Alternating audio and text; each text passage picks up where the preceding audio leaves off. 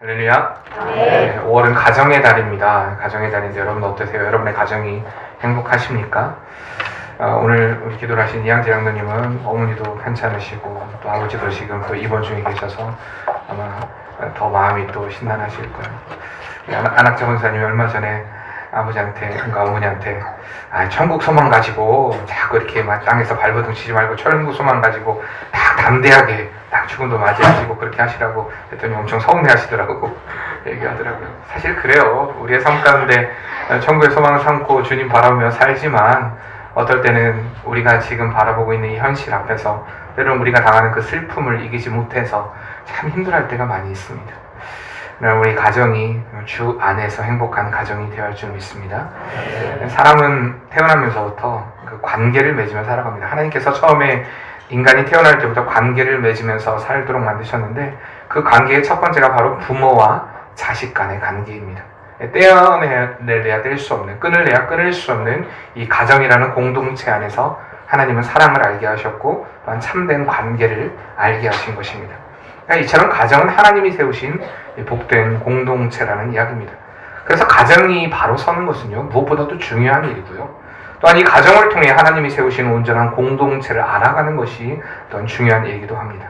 오늘 우리가 어버이 주일을 맞이하여서 정말 주님이 원하시는 그 아름다운 가정이 무엇일까 우리 한번 같이 말씀을 나누며 또한 은혜를 나누고자 합니다. 먼저 첫 번째로요, 가정은 하나님의 선물입니다. 가정이 뭐라고요? 하나님의 선물이요.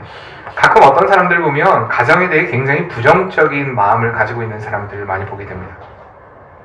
부모님에 대한 불만, 또 형제, 자매들에 대한 불만, 이 자녀들에 대한 불만으로 늘 자신의 가정을 또 다른 가정과 비교하면서 자신이 원하는 가정상 그것을 또한 생각하는데 우리 가정은 왜 이럴까라는 어떤 그런 원망으로 또한 불신으로 가득 차 있는 그런 상태의 사람들을 보게 되는데, 그러나 이 세상에 내가 생각하는 완벽한 가정은 없습니다.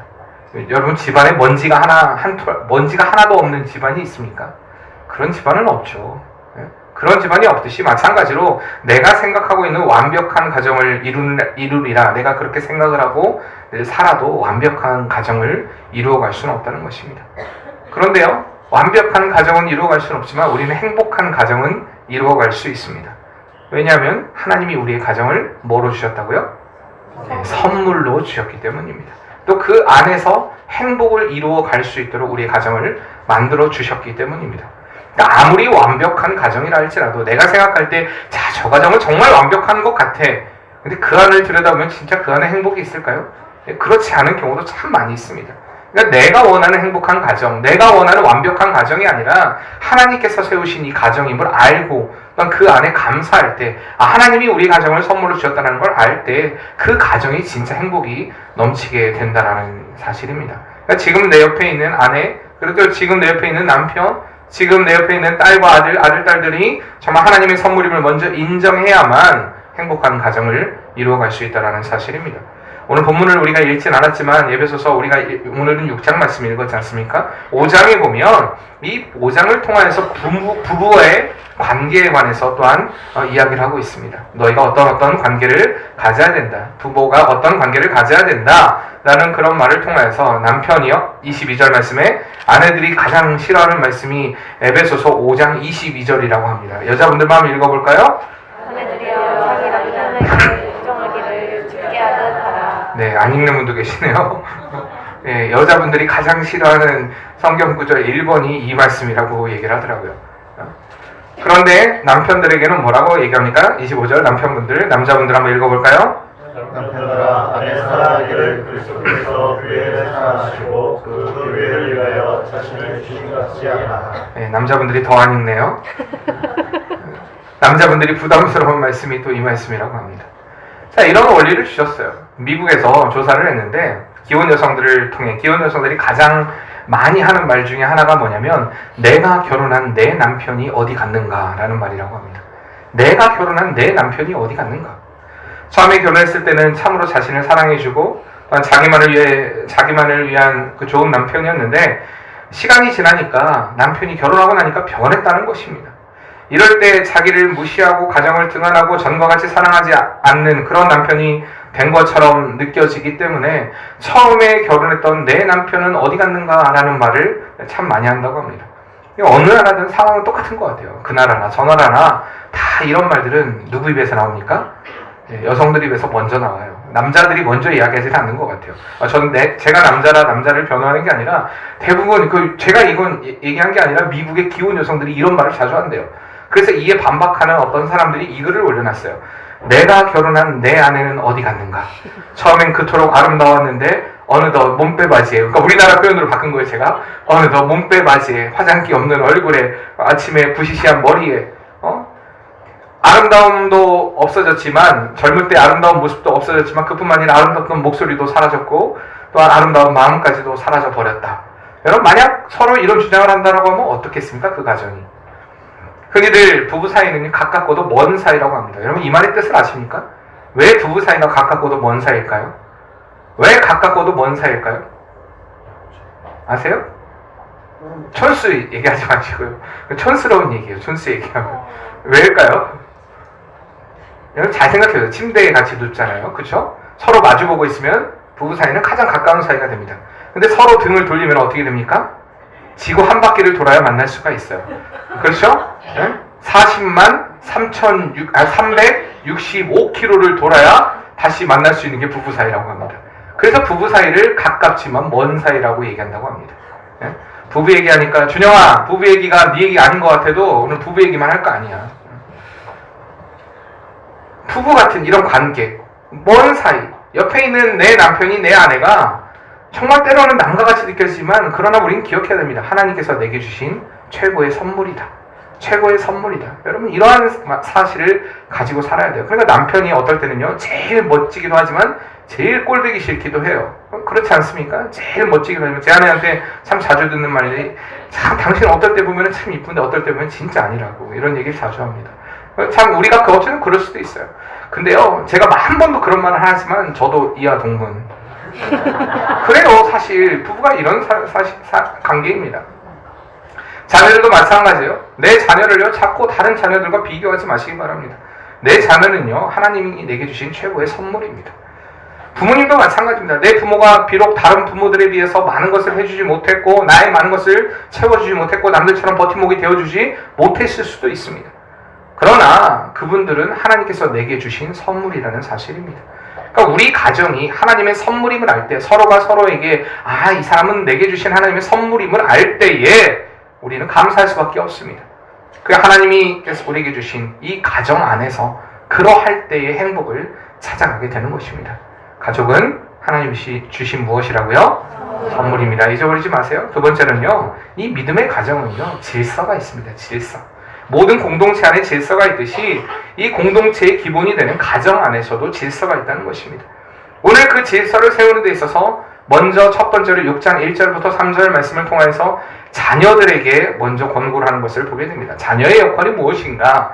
한번 먼저 1절 말씀 한번 읽어볼까요? 자녀들아, 주 안에서 너희 부모에게 순종하라. 이것이 옳으니라 라고 얘기합니다. 자, 순종하라. 가정의 질서에서 자녀가 가져야 될 마음은요, 순종입니다. 순종.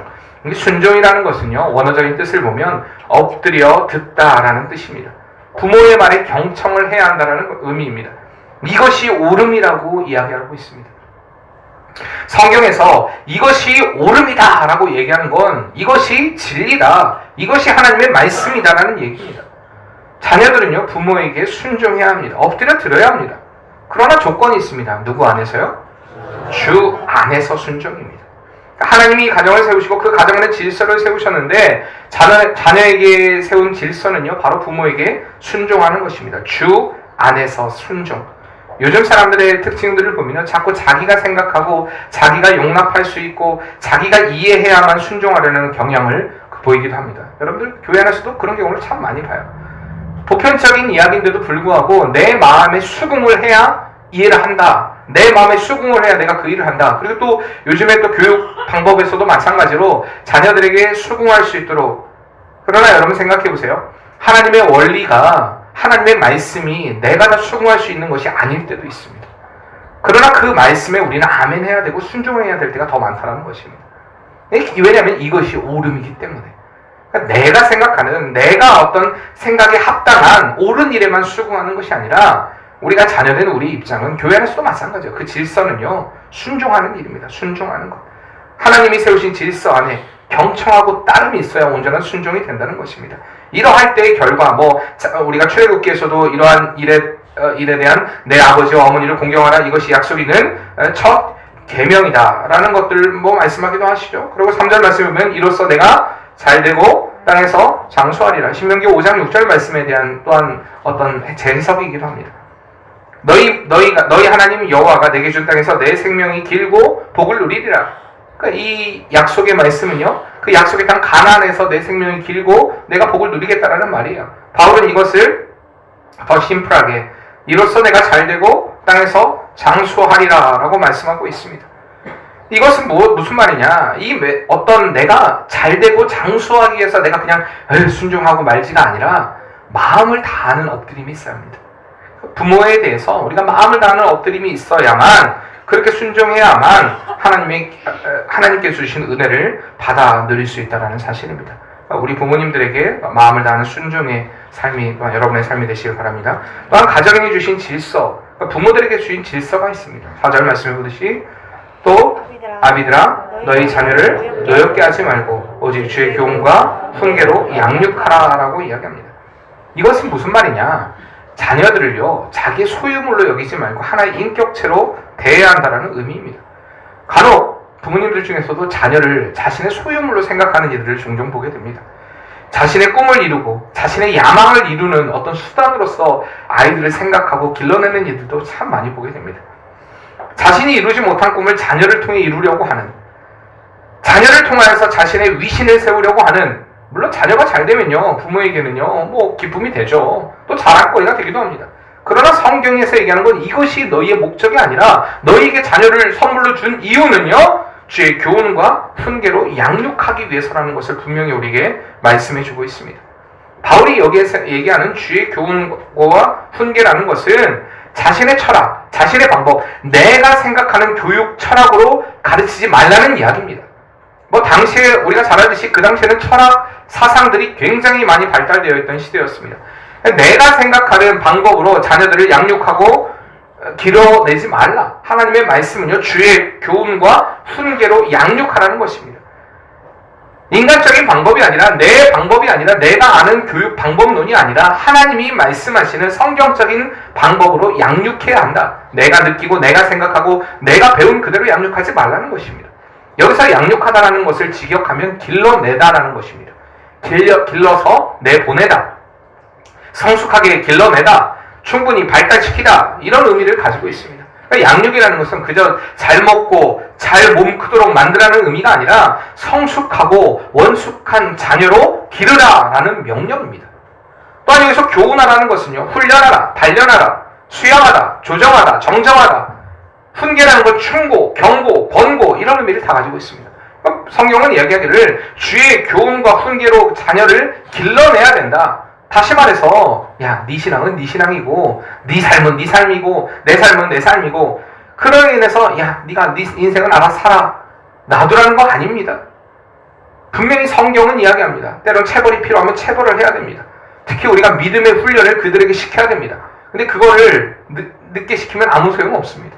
자녀들이 받아들이지 않습니다. 어려서부터 주의 교훈으로 길러내야 될 것이 한 부모에게 있어서의 책임이라는 것을 분명히 성경은 이야기하고 있습니다. 여러분 이 말을 가볍게 듣지 마세요. 내가 생각할 때 나는 체벌, 내가 생각할 때 나는 그런 교훈들 나는 원하지 않아가 아니라 성경이 이야기하고 있습니다. 성경의 원리대로 아이들을 가르쳐야 됩니다. 그러나 노엽게 하지 말아야 합니다. 자녀에게 억울한 말이 들도록, 저는 노엽게 하는 것 중에 가장 자녀들을 힘들게 하는 게 잔소리라고 생각합니다. 잔소리. 때로는요, 필요할 때는요, 필요한 만큼의 때로는 아이들과의 약속이 있어야 됩니다. 너 이렇게 할 경우에는 이렇게 하겠다라는. 근데 이게요, 어릴 때만 가능하지 커서는 가능한 얘기가 아닙니다. 어린 자녀들에게 하는 이야기예요.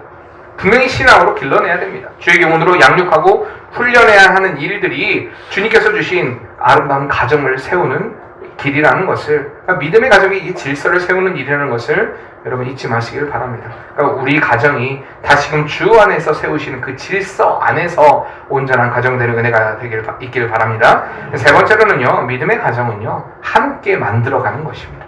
함께 만들어가는 거예요. 어느 동네에 두 가정이 살고 있었어요. 두 집이 이웃에 붙어 살고 있었는데, 한 가정은 부부만 사는 가정이었고, 한 가정은 아주 그냥 그 할아버지, 할머니, 아들, 딸, 그리고 손자, 손녀들이 사는 가정이었습니다.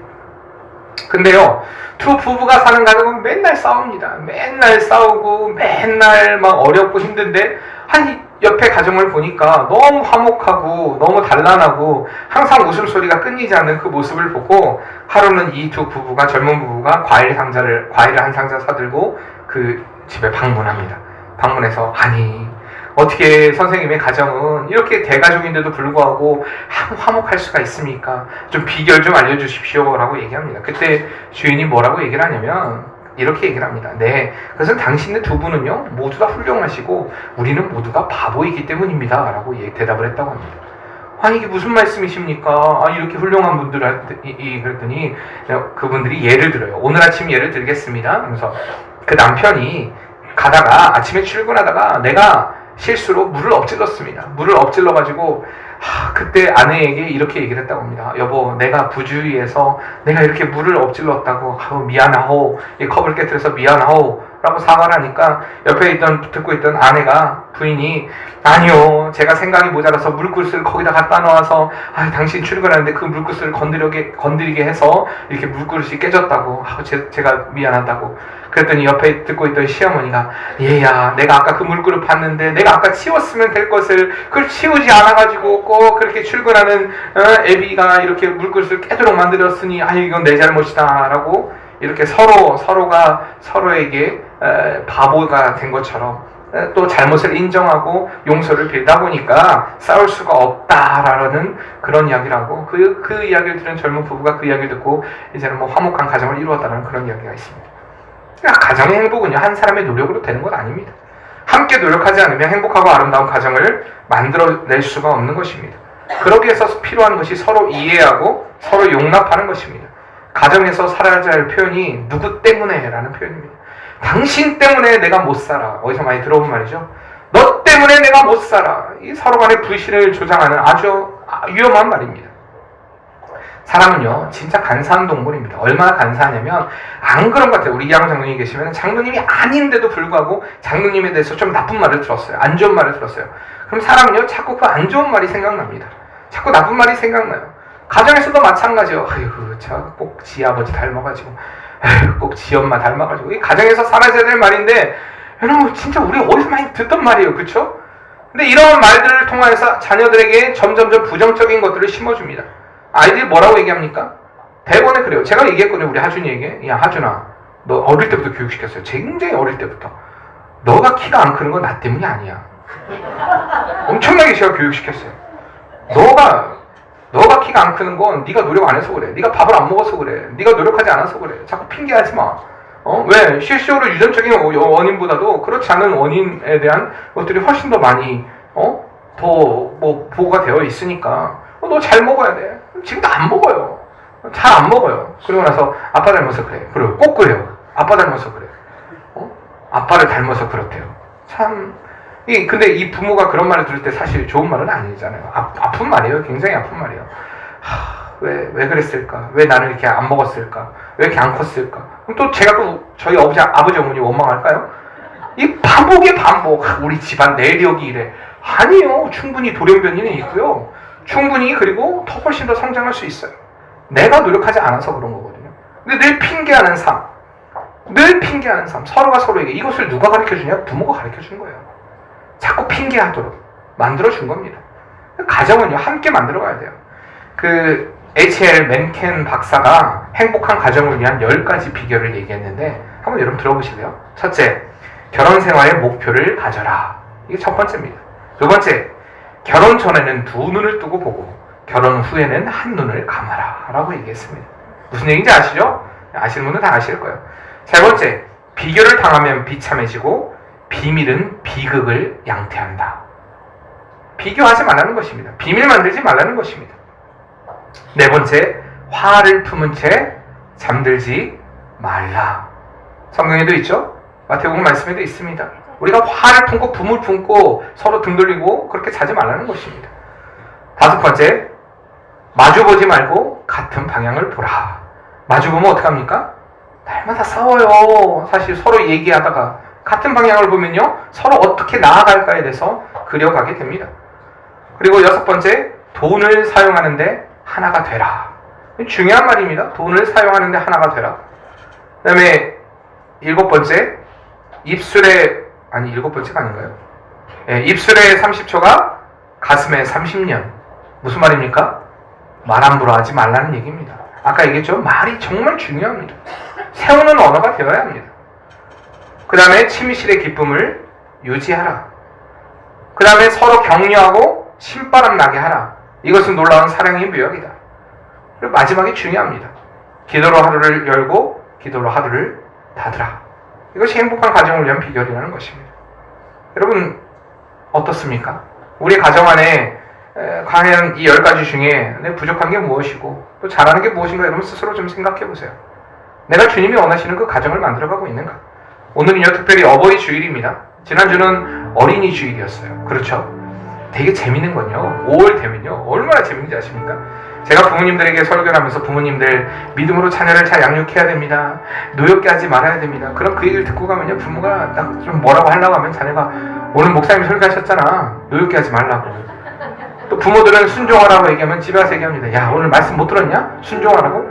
야 남편에게 잘하라는 말 들으면은 야, 여보 꼭 당신은 꼭 말씀 듣고 와서 꼭 그러네. 아내들에게 잘하라고 하면 또 아내는 아내들은 또 공격합니다. 남편을 서로 공격해요. 말씀이 무슨 공격의 수단입니다. 말씀이 서로가 서로를 막 그냥 헐뜯는 어떤 그런 승리의 수단으로 사용되는 경우를 종종 보게 됩니다. 특히 5월에 그런 일들이 많이 일어나요. 저 진짜 많이 들어요. 이런 얘기들. 말씀을 하면요 그 말씀을 어떤 다른 사람들을 공격하는 수단으로, 그런 말씀은요 나를 강타해야 됩니다. 말씀은요 내 마음 안에 심겨져야 되고 내 마음 안에서 열매를 맺어야 됩니다. 말씀은 싸움의 수단이 아니에요. 사랑하는 성도님들, 하나님의 말씀은 나에게 주는 것입니다. 에이 너나 들어라가 아니라 우리가 부모된 자들, 자녀된 자들 여기 모두가 다 앉아있지 않습니까? 우리 모두가 하나님의 말씀을 들어야 돼요. 그리고 그 말씀 안에서 내가 어떻게 세워야 하는가, 서로 안에 하나님 안에서 우리가 노력해야 됩니다. 모든 공동체가 그렇지만 특별히 이 하나님이 세우신 공동체 안에서, 이 가정 안에서 먼저 화목을 이루는 일이 중요하다는 사실입니다. 옆에 분들하고 인사해볼까요? 당신의 가정은 행복하십니까? 나의 순종과 나의 헌신, 이것이 없이는 불가능합니다. 이 서로를 바라보며, 서로를 하나님의 시각으로 바라보며, 하나님의 마음으로 바라보며 아름다운 가정을 세워가는 은혜가 있기를 바랍니다. 하나님이 이 가정을 세워주셨습니다. 하나님이 선물로 주셨다는 거예요. 우리가 그렇기 때문에 늘 감사하고 부모에게 순종하고 자녀를 세워주며 좀 믿음으로 하나님 안에서 온전히 세워가는 아름다운 믿음의 공동체, 그런 가정을 이루어가는, 또한 그럼으로 인해서 우리 교회가 이런 믿음의 가정들이 다 뭉치는 또 아름다운 믿음의 공동체인 교회가 됨으로 인하여서 정말 주님의 사랑이 넘쳐나는 은혜의 역사가 일어나는 복된 교회 되기를 바랍니다. 우리 같이 한번 말씀을 기억하면서 우리 옆에 분들 한번 축복해 줄까요? 너는 그리스도의 향기라. 너는 그리스도의 편지라. 하나님 앞에서 그리스도의 향기 너를 통해 생명이 흘러가니, 너를 통해 생명이 흘러가니. 우리 한번 손을 붙잡고 다시 한번 너는 그리스도의 향기라. 너는 그리스도의 편지라. 하나님 앞에서 그리스도의 향기 너를 통해 생명이 흘러가니, 너를 통해 생명이 흘러가니. 우린 이미 주님 안에서 믿음의 가족입니다. 아멘이십니까? 옆에 분들하고 인사합시다. 내가 당신을 품어주겠습니다. 당신이 아내도 아닌데 내가 품어줘? 이게 아니라 정말 품어주세요. 여러분 사랑으로 품어주세요. 그 사랑으로 품어줄 때 그 안에서 또 새로운 생명이, 새로운 은혜가 잉태하게 될 것입니다. 여러분 그런 은혜의 역사가 우리 가정 안에, 우리 어떤 교회 안에 일어나길 바랍니다. 우리 같이 기도하겠습니다. 같이 기도할 때 하나님, 우리 가정이 온전히 주님 안에서 행복한 가정이 되기를 원합니다. 하나님이 세우신 선물입니다. 하나님이 주신 선물입니다. 정말 선물임을 알고 믿음의 가정을 세워가게 도와주고 그 안에 질서를 세워가게 도와주고 그 안에 함께 만들어가는 믿음의 또한 가정이 될 수 있게 도와주시옵소서. 우리 아참 우리 가정이 정말 주 안에서 행복한 가정이 될 수 있도록 아참 간절한 마음으로 기도하겠습니다. 사랑의 하나님, 주 안에서 세워가기를 원합니다. 주 안에서 세워가기를 원합니다. 하나님을 우리가 사랑하고 또 하나님의 사랑 안에서 아름답고 행복한 은혜의 공동체를 이루어가기를 원합니다. 아버지는 그 사랑을 가지고 그 은혜를 가지고 우리 앞에 십자가의 그 사랑과 그 은혜를 가지고 완전히 이제는 서로가 서로를 세워가며 아버지는 서로가 서로를 위해서 헌신하고 봉사할 수 있는 은혜의 역사를 일어나게 도와주셔서 여러분 주님이 원하시는 주님과 은혜의 공동체를 세워가게 도와주시옵소서. 믿습니다. 예수님의 이름으로 기도합니다. 사랑의 하나님, 하나님이 주신 선물입니다. 우리가 그 선물임을 알고 이 가정 안에 서로가 서로를 세워주며 서로가 서로에게 또한 격려하며 서로가 서로에게 그리스도 예수의 그 사랑을 가지고 바라봄으로 인하여서 아름다운 믿음의 공동체를 이루어가게 도와주시고 그 안에서 그리스도 예수의 사랑을 또한 흘러보냄으로 인하여서 또한 가정이 또한 그 더 나아가 우리 교회가 또한 이 나라가 온전히 그리스도 예수의 마음으로 서로를 품어줌으로 인해서 행복하고 아름다운 공동체를 이루어가시는 은혜의 역사 일어나게 도와주시옵소서. 우리 가정을 이렇게 복주시고 은혜 베푸실 주님을 믿사오며 예수님의 이름으로 기도합니다. 아멘.